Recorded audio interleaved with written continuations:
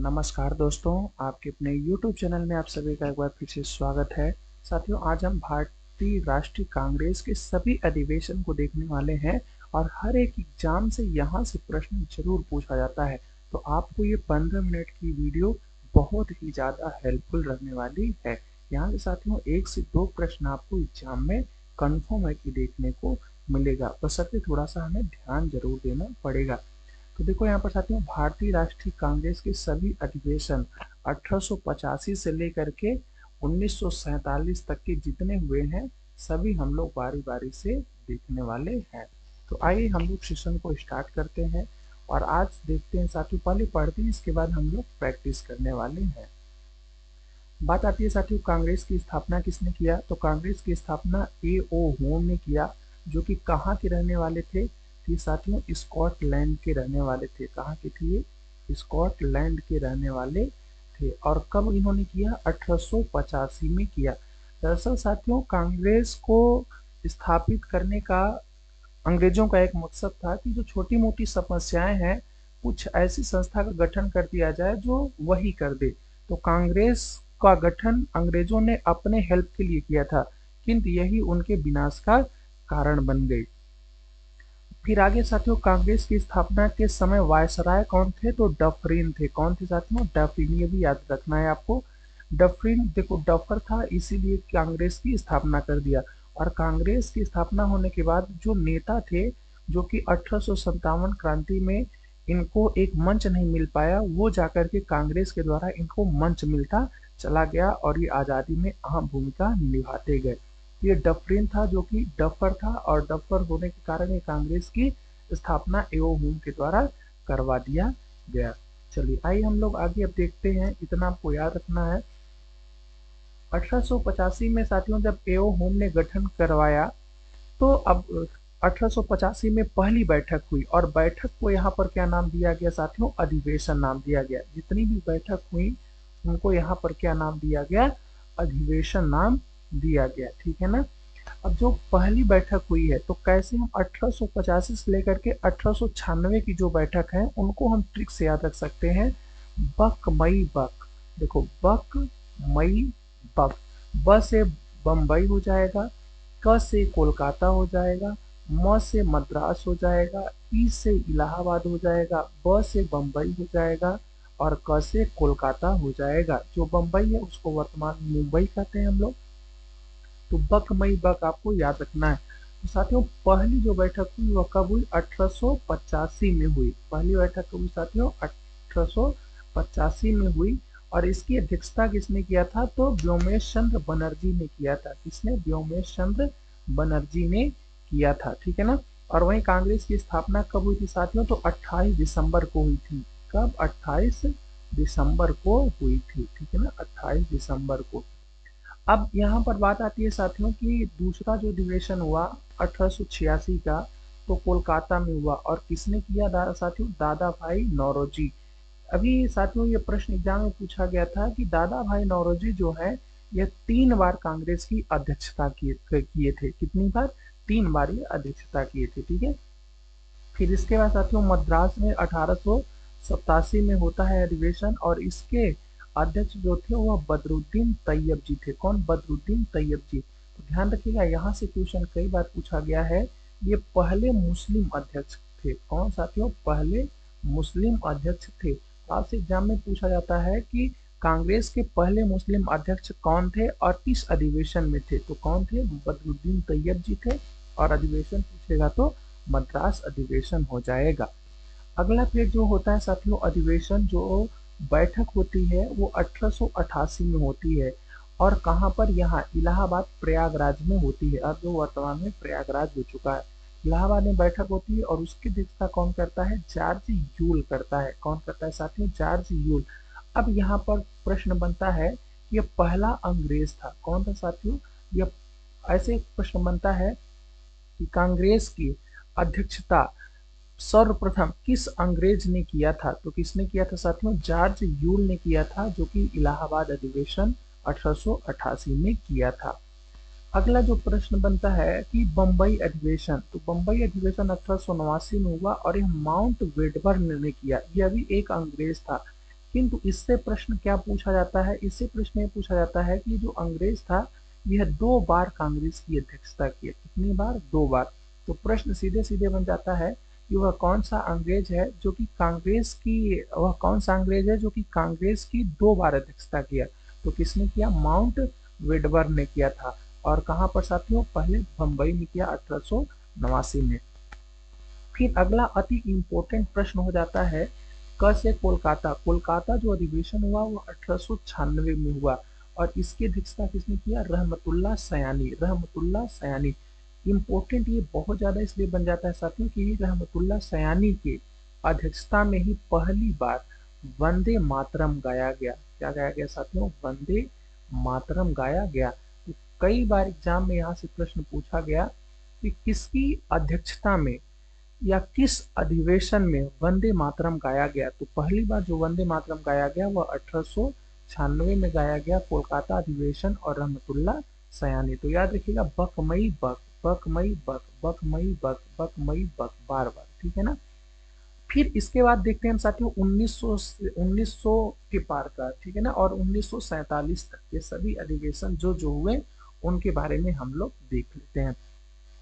फिर साथियों 1906 में कोलकाता अधिवेशन हुआ और उस कोलकाता अधिवेशन की जो अध्यक्षता की वो कौन किया? दादा भाई नौरोजी ने किया।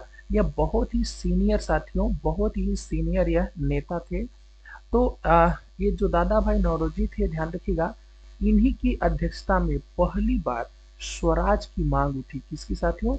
स्वराज की मांग उठी, जो कि बाद में पूर्ण स्वराज पंडित जवाहरलाल नेहरू की अध्यक्षता में, ठीक है, मांग उठी। किंतु वर्तमान में अगर मैं बात करूं 1906 में ही स्वराज की मांग उठी। तो ऐसे प्रश्न पूछता है कि पहली बार स्वराज की मांग किसकी अध्यक्षता में या किस अधिवेशन में उठा। तो साथियों स्वराज की मांग दादा भाई नौरोजी और कोलकाता अधिवेशन में इसकी मांग उठती है। फिर साथियों हुआ क्या कि 1907 में कांग्रेस का विभाजन हो गया, ठीक है ना, कांग्रेस में फूट पड़ गई। तो ऐसे भी प्रश्न पूछता है कि पहले सूरत अधिवेशन की अध्यक्षता किसने किया? तो 1907 में रास बिहारी बोस ने किया था। ये जो रास बिहारी बोस थे साथियों, इनकी अध्यक्षता में कांग्रेस में फूट पड़ जाती है और कांग्रेस 2 धड़ों में बढ़ जाती है। एक गर्म दल में बढ़ जाती है और एक साथियों नरम दल में बढ़ जाती है। 2 धड़ों में बढ़ जाती है, गर्म दल और नरम दल। जो गर्म दल वाले थे वो कौन से थे? ग्रामीण थे। गर्म दल वाले जो थे वो कौन से थे? ग्रामीण थे। और नरम दल वाले जो थे वह क्या थे साथियों? शहरी थे। कौन थे? शहरी थे, ठीक है ना। तो ग्रामीण थोड़ा सा गुस्सैल टाइप के होते भी हैं, वो सीधे मारदार में आगे रहते हैं। तो गर्म दल और नरम दल शहरी थे, ठीक है ना।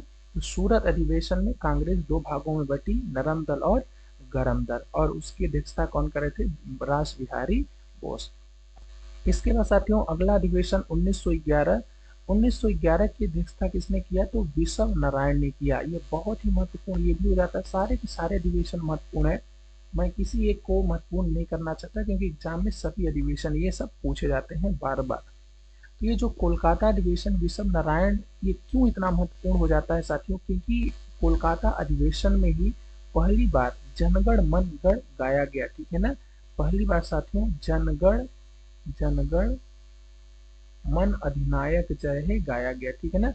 तो पहली बार जनगण मन किस अधिवेशन में गाया गया साथियों? तो कोलकाता अधिवेशन 1911। तो आप यहाँ से ऐसे याद कर लो, कोलकाता अधिवेशन में ही आप देख रहे होंगे कि रहमतुल्लाह सयानी के अध्यक्षता में वंदे मातरम गाया गया। यहाँ पर आप देख सकते हैं कि साथियों कोलकाता अधिवेशन में रहमतुल्लाह सयानी की अध्यक्षता में वंदे मातरम गाया गया। कौन सा अधिवेशन? कोलकाता। वैसे ही जनगण मनगण जो है साथियों, ये किसकी अध्यक्षता में? तो यह अध्यक्षता जो थी वह विश्व नारायण की हो गई थी, किंतु कोलकाता अधिवेशन ही था। और कब? 1911 में। तो आपसे कई बार ऐसे भी प्रश्न पूछा गया है कि पहली बार जनगण मनगण कब गाया गया? तो 1911 में गाया गया था। किसकी अध्यक्षता में? विश्व नारायण की अध्यक्षता में। किस अधिवेशन में? कांग्रेस के कोलकाता अधिवेशन में, ठीक है ना। ये याद रहेगा, उम्मीद करते हैं आप सभी को। अगली बार साथियों लखनऊ अधिवेशन 1916 में हुआ। आप जैसे आप ऐसे याद रख सकते हो कि जो आपकी उत्तर प्रदेश की राजधानी है लखनऊ, लखनऊ अधिवेशन जो है वह 1916 में। और इसकी अध्यक्षता किसने किया? AC मजूमदार ने किया। किसने किया साथियों? AC मजूमदार ने किया। अब पहली बार 1916 में साथियों महात्मा गांधी ने हिस्सा लिया, और ध्यान रखिएगा कि AC मजूमदार की अध्यक्षता में लखनऊ में नरम दल, गरम दल और मुस्लिम लीग ये तीनों एक हो जाती हैं। ठीक है ना। मैं साथियों यहाँ कहाँ पर लिखूं, मैं नीचे लिखने का प्रयास करता हूँ। ठीक है ना, यहाँ पर। ठीक है ना, लखनऊ अधिवेशन जो है, लखनऊ अधिवेशन में नरम दल प्लस गरम दल, ठीक है ना, और प्लस मुस्लिम लीग ये तीनों क्या हो जाती हैं? एक हो जाती हैं। तो आपको मुस्लिम लीग, तो ये भी एग्जाम में प्रश्न बनता है कि नरम दल, गरम दल और मुस्लिम लीग किसकी अध्यक्षता में या किस सन में एक होती हैं? तो 1916 में साथियों एक हो जाती हैं तीनों, और कौन? AC मजूमदार, लखनऊ अधिवेशन में। ठीक है ना।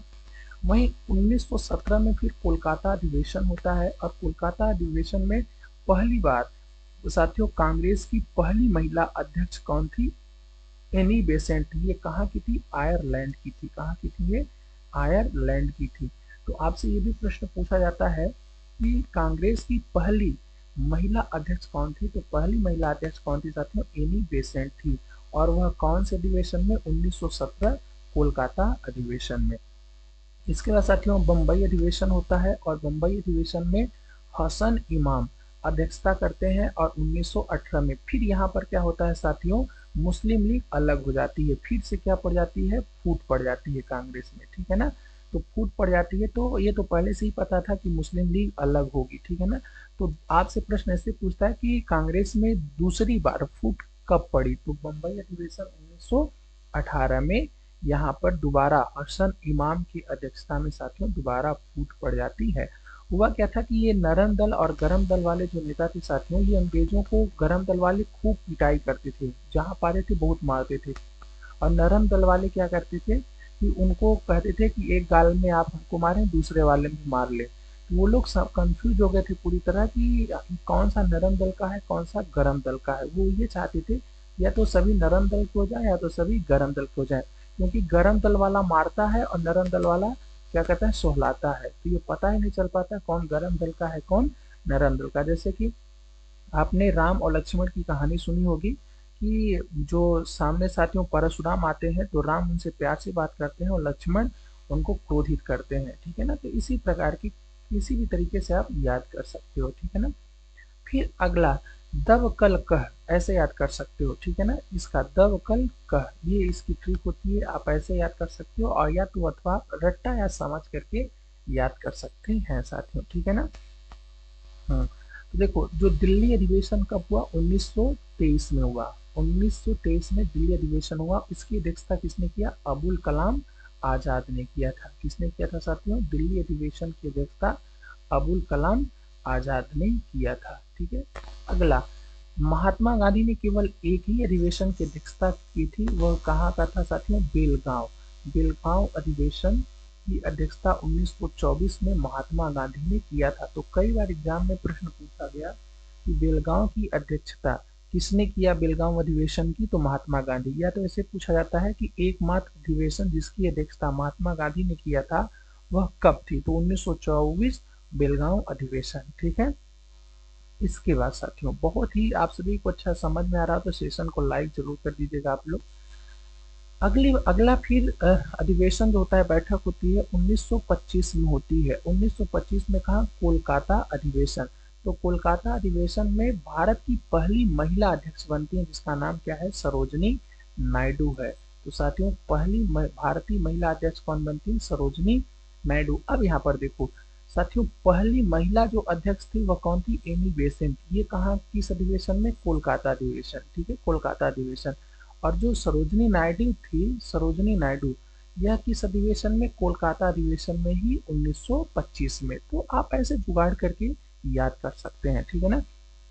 फिर इसके बाद साथियों ध्यान रखिएगा अति महत्वपूर्ण प्रश्न बन जाता है कि लाहौर अधिवेशन 1929 में पंडित जवाहरलाल नेहरू की अध्यक्षता में की गई।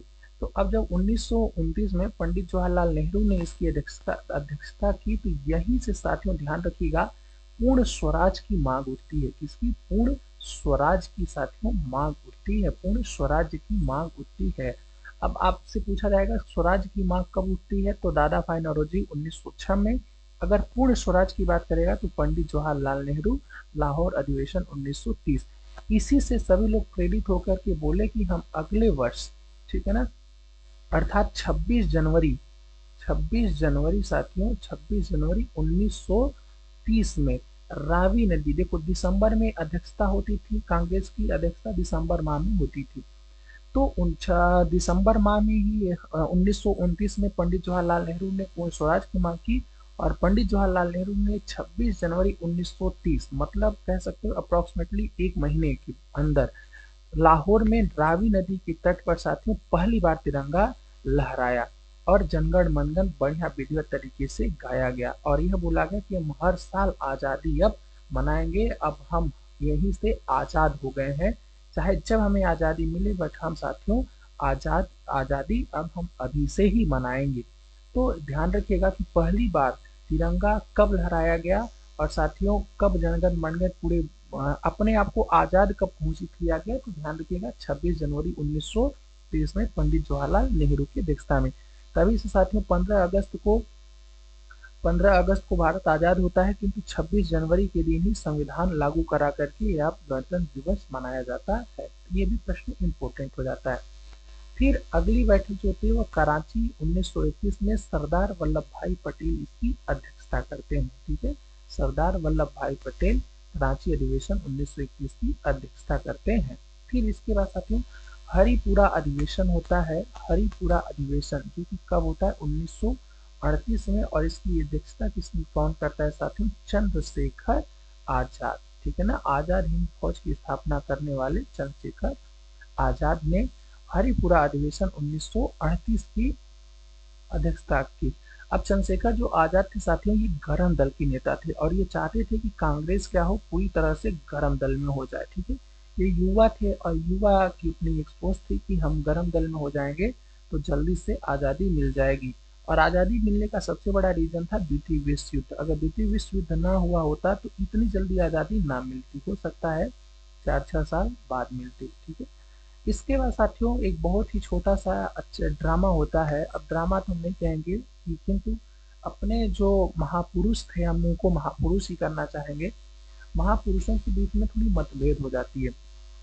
तो त्रिपुरी अधिवेशन 1939 में होता क्या है कि चंद्रशेखर आजाद अध्यक्ष बनना चाहते थे, किंतु महात्मा गांधी जो है वो पिटावी सीतारमैया को अध्यक्ष बनाना चाहते थे। तो चुनाव फिर दोनों की असहमति के बाद चुनाव होता है और चुनाव में कौन जीत जाता है, चंद्रशेखर आजाद जीत जाते हैं, ठीक है ना। तो ये आपसे पूछा जाता है कि चंद्रशेखर आजाद और पिटाभी सीतारमैया के चुनाव में जीतता कौन है साथियों, कांग्रेस पद के लिए, अध्यक्ष पद के लिए, तो चंद्रशेखर आजाद जीत जाते हैं, ठीक है।